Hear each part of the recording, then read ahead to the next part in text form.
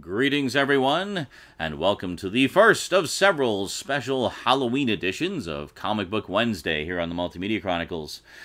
So, in the early 70s, the Comics Code Authority eased up on the rules a little bit. EC Comics had successfully been vanquished! Yeah, and we're pretty sure that was the only initial goal of the Comics Code, was just a bunch of suits didn't like EC Comics and their awesome horror stuff and wanted to throw their weight around.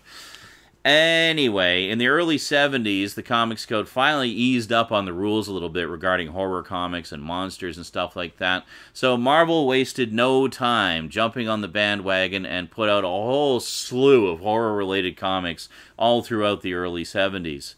So today we're going to look at one of the first ones they did, basically one of their own original creations, Mighty Marvel's misanthropic, melancholy, meandering muck monster, Man-Thing. Today on the Multimedia Chronicles.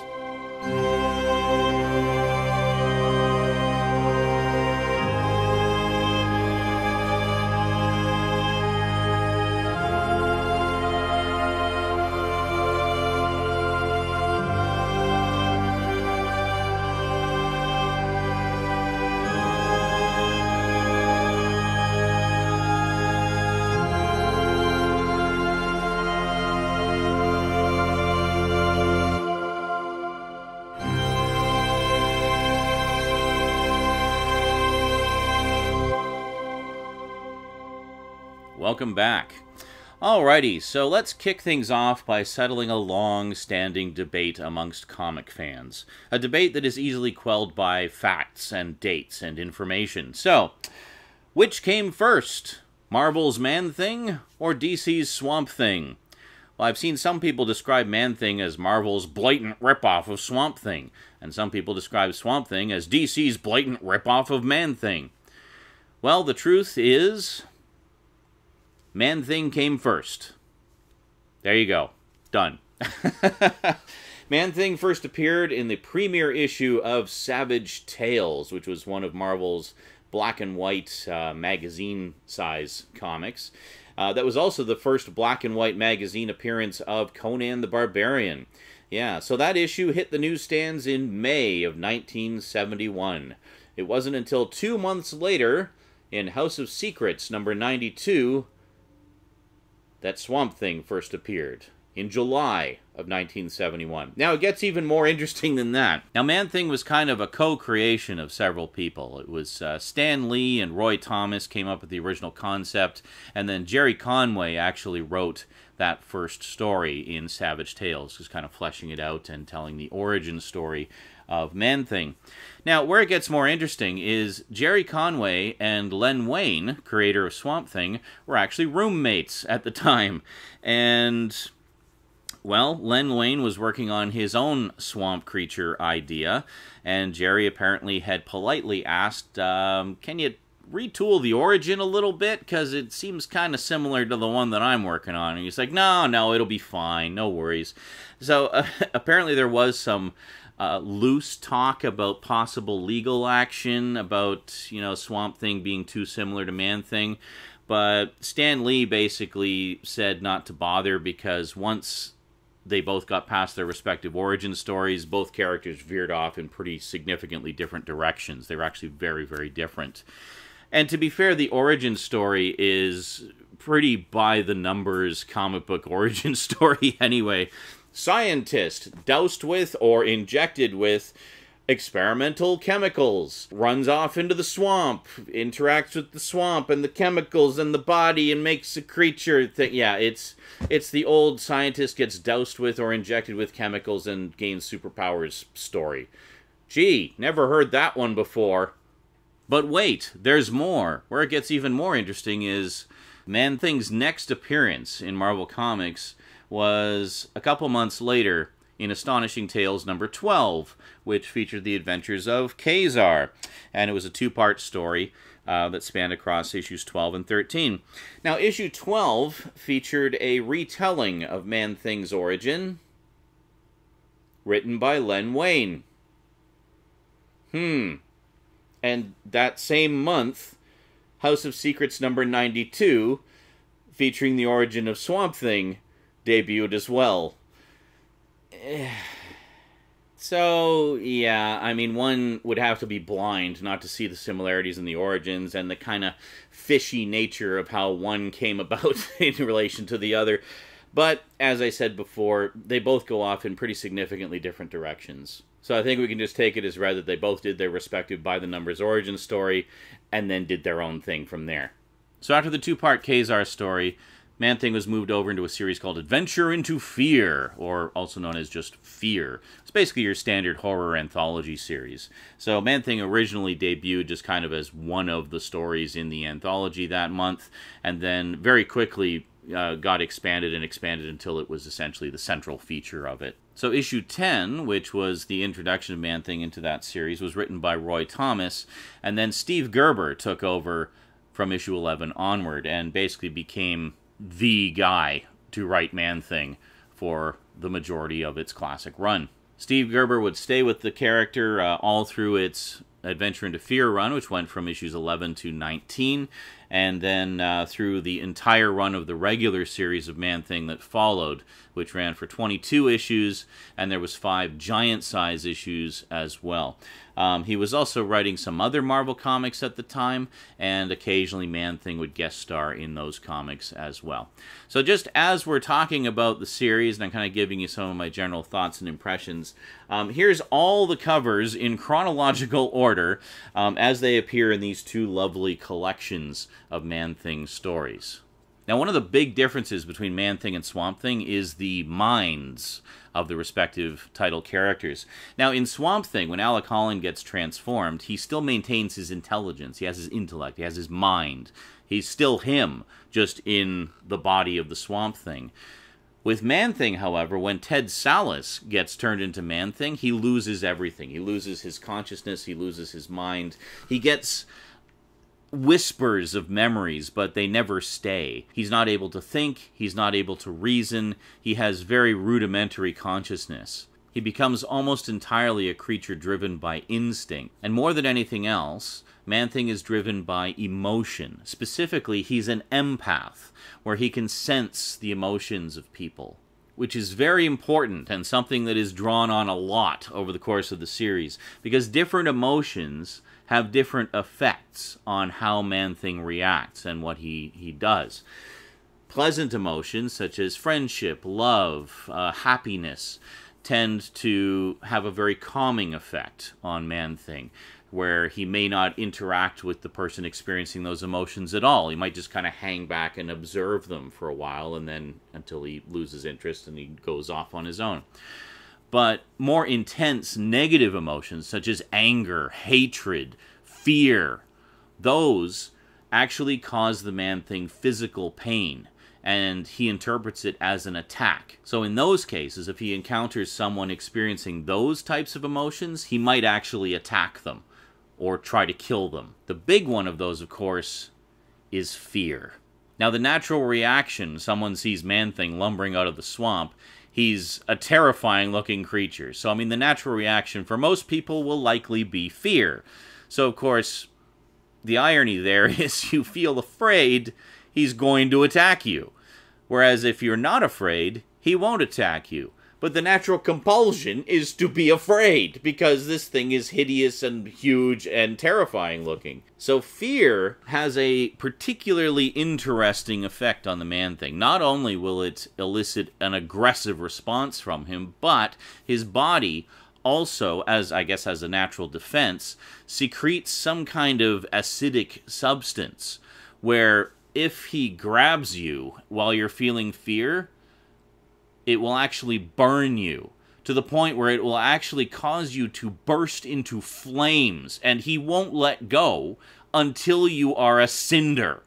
Which, of course, if your initial reaction was fear, and then it grabs you, and then sets you on fire, you're going to be even more afraid, and thus get consumed by flames even faster. So it creates an interesting scenario where the natural reaction to this creature would be fear, yet fear is the last thing you want to be feeling when you're in its presence. Because if you're just feeling, fairly calm and relaxed, then it will react in tune with that, and it'll leave you alone. But if you're afraid, it will kill you, and it will kill you horribly and painfully. And this is, of course, the origin of the tagline, "Whatever knows fear burns at the Man-Thing's touch." Now, the interesting thing about Man-Thing to me is I say that he has no mind and no consciousness. That's not entirely accurate. He gets flickers of consciousness, flickers of reason and sort of problem solving and things like that, whispers of memories, and just the thing that's interesting about it is the way Steve Gerber writes it is you really get into the head of the Man-Thing, and you feel like there's a man trapped in there that can't quite get through the muck and the mire and get to the surface. Like there's little fleeting bits of memories that just come and go, and things where the Man-Thing kind of figures out what he needs to do in a situation based on the emotions of the person who needs his help or who is in peril or what have you. So it's almost like reasoning, but at the same time more driven by instinct and a general sense of the situation. So it's really quite complicated, and I really have to give mad props to Steve Gerber for being able to work within that framework. I mean, it had to have been such a challenge as a writer to be able to come up with stories and scenarios that were sufficiently complicated that how do you get the Man-Thing to interact with this situation, but at the same time not so complicated that it would be beyond Man-Thing's comprehension. For example, one story that I have to cite as an example is considered one of the all-time classics of the series. It's from issue number 5 of the main series. It was actually a two-part story. It spanned across issues 5 and 6, called Night of the Laughing Dead. This, to me, is a shining example of the kind of dark territory that the Man-Thing stories could touch on, but the interesting way in which Steve Gerber would handle the material. So it starts off with a clown walking into the swamp, and this clown is very sad, very depressed, and he just kind of sits down and he's crying, and the Man-Thing senses the despair of this person, and he's just kind of hanging back and watching from off in the trees. And the clown sits down at the edge of the swamp and just kind of, cries for a little bit, and then he pulls out a gun and shoots himself. And that's where the story begins. So Man-Thing is more or less uncomprehending and confused of what just happened, but he feels compelled to go over to the body of the clown. So he goes and he looks and sees that he's dead, and then there's the flicker of a thought, of a memory coming to him. He's like trying to think, like, okay, this person is dead. Isn't there something you're supposed to do with a dead person? And as he sort of struggles to go through the fog of his mind, a word comes to the surface. Funeral.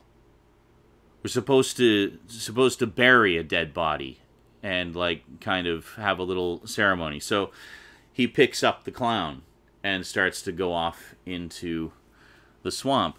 Now, I won't tell you the whole story, but the way it develops is really bizarre and fascinating and dark and just heartrending. So over the course of the story, some of his friends and some of Man-Thing's friends all go into the swamp and see what they think is the clown dancing and running ahead of them. So they go to follow him, and they follow him deeper and deeper into the swamp until they come to the clown's body with the Man-Thing over it. And at first they think the Man-Thing killed him, and then they realize no, he actually killed himself with a gunshot wound to the head. So they've actually been following the ghost of the clown through the swamp, and the ghost has been leading him to the body for a very specific purpose, because his life led him to that point of despair where he felt compelled to kill himself. So now, having taken that final action, he's about to be judged to determine which afterlife he's going to be allowed into. So representatives from heaven, hell, and purgatory, in the form of 3 hooded, robed judges, show up. And the reason the clown has led his friends and associates to this place is so that they can all take part in reenacting the story of his life for these 3 judges and determine which afterlife he'll be allowed to enter. Like, okay, Spider-Man fighting Dr. Octopus, this ain't. You know?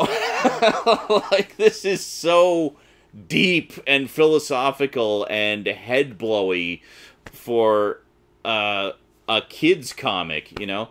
And not only that, now, as a little addendum to that, you remember a company called Power Records from back in the day? You may have heard of them. They basically would do these dramatized audio adaptations of comic books, and they'd be packaged on a 45 RPM single record with a mini comic of the story that they were adapting.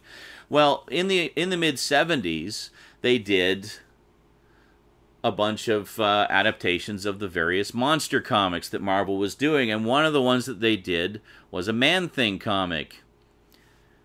And look at what story they adapted. Clowns killing themselves in the middle of the swamp. Kids love it! Yeah, talking to some longtime fans of Power Records and Man-Thing and just stuff from that era, the general consensus is anybody who had that particular Power Records edition was messed up for life. So, that's just one example. The whole series is full of wonderful, deep, thought-provoking stories like that. And again, all thanks to the just incredibly fertile imagination and incredibly skilled writing prowess of Steve Gerber. I mean, he did such a fantastic job with just really complex, interesting characters and very not typical at all stories for the comics he worked on. It was the same thing with Howard the Duck, and one of the reasons I loved Howard the Duck so much is it could go from humor to pathos to philosophical musings and so forth. It just turn on a dime and take you along for the ride. Like, Steve Gerber was just such an amazing, amazing writer, and I can't recommend this series highly enough. Now, that said, these 2 volumes here do not quite represent his full run. There's still 4 more issues to go of the main series, and then there was a few later appearances as well. There was also a second series of Man-Thing, which came out in the late 70s, early 80s. I used to have a complete run of it. It only ran for 11 issues, but I don't know where it went. I think I might have sold it a few years ago, like an idiot, but yeah, now that I think about it, I think I did sell it because there was a Man-Thing Omnibus, which included all 11 issues of that in addition to the entire classic run, well, most of the classic run. I should mention, by the way, that Omnibus, well, it's out of print now, but that Omnibus is missing a 2-part Daredevil story that guest-starred Man-Thing, which was kind of an important story because it fit into the continuity of the main series, and for whatever reason it was left out of the Omnibus. That Daredevil story is included in the complete collection trade paperbacks. Now, that said, I really wish they would release one more volume of the trade paperbacks just to finish off Steve Gerber's complete run and to reprint the last few classic era appearances. They could totally do it in one more volume. I don't know why they don't. I should mention also there's a few other things that have not had the reprint treatment, such as this, Micronauts number 7. Let me just give you a better look at it here. And the reason being, of course, Marvel no longer has the rights to the Micronauts, so they can't actually reprint it. There was also, this is the only time it was reprinted, was in the Micronauts Special Edition in the early 80s, basically as a special encore presentation, an encore deluxe presentation of the first 12 issues of the Micronauts. Beautiful glossy paper and such. Very nice. And just as an aside, my introduction to Man-Thing was actually through Howard the Duck, where I actually did pick up Adventure into Fear number 19, which was the first appearance of Howard the Duck. And then later I also picked up Giant-Sized Man-Thing numbers 4 and 5, which featured the long-awaited return of Howard the Duck after fan outcry at him being killed off in Man-Thing number 1 prompted them to bring back the character. And then I have this lovely reprint edition of Legion of Monsters Marvel Premiere number 28, featuring the Legion of Monsters, which also features Man-Thing. And actually another Steve Gerber one, which would appear in the third volume if they ever do it. There's 2 issues of Howard the Duck that actually featured the return of not only Man-Thing, but all of the various characters that Howard first encountered when he was first introduced in that Adventure into Fear story.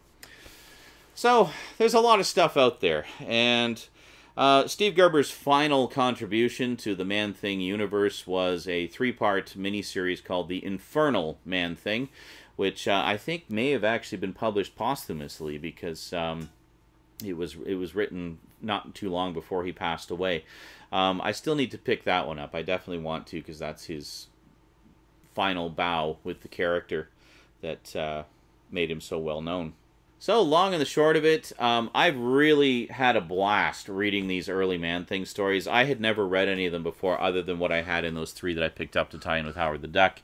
And it's great to finally see. Like, I'd heard how well received they were over the years, and I'd been wanting to check them out for ages. So it's been an absolute treat going through these 2 beautiful paperback editions.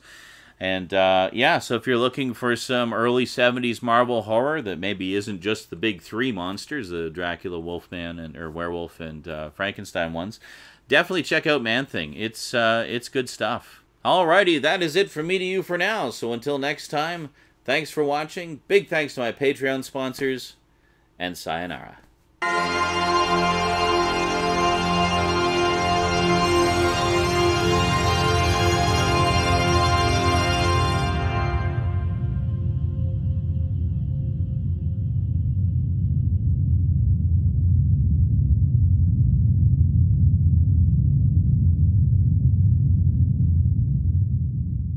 Oh, just as a little addendum for you, just kind of a little aside and a bit of a head-scratcher.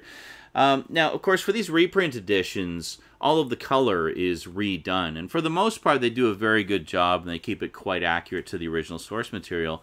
But there was one of the covers which I was kind of scratching my head. Now, if you take a look at this, this is the cover of Man-Thing issue number 9. Okay, so this is the original cover as it appeared on the original comic. Okay.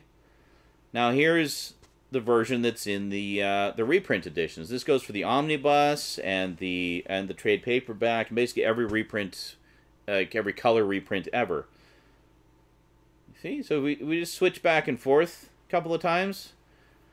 Notice a few differences there. I mean, first off, in the original cover, there's a lot more texture, I think, and depth to the coloring. But also, like, look at the tree's eyes. He's like different, and in particular, look at the girl. Like in the original comic, the tree creature is pulling on her hair, and then on the redone edition, it's not. So what the hell? Like why such a radical difference? I showed this to an artist friend of mine, Vermin Art. You guys may have heard of him.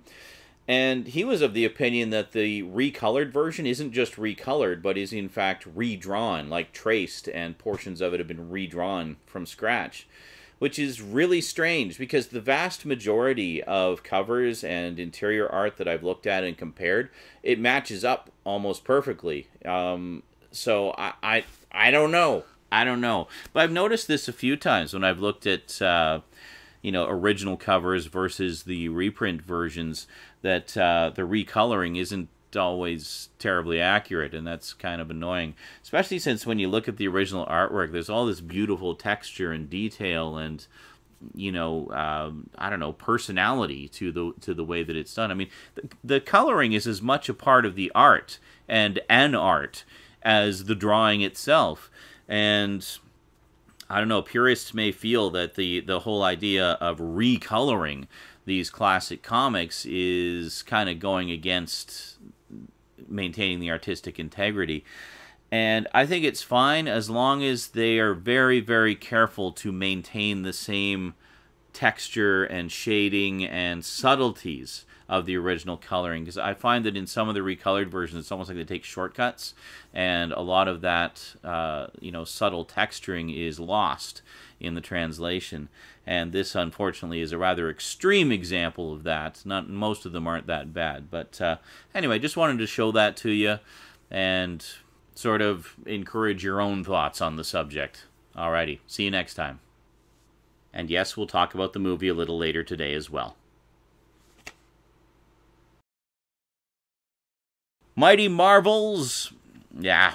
Oh, misanthropic. I should throw misanthropic in there. That's a good word. Mighty Marvel's misanthropic, melancholy, meandering muck monster. That's what it is. Mighty Marvel's melancholy, misanthropic, meandering muck monster. Man-Thing. I'm going to do that one more time. Mighty Marvel's misanthropic, melancholy, meandering muck monster.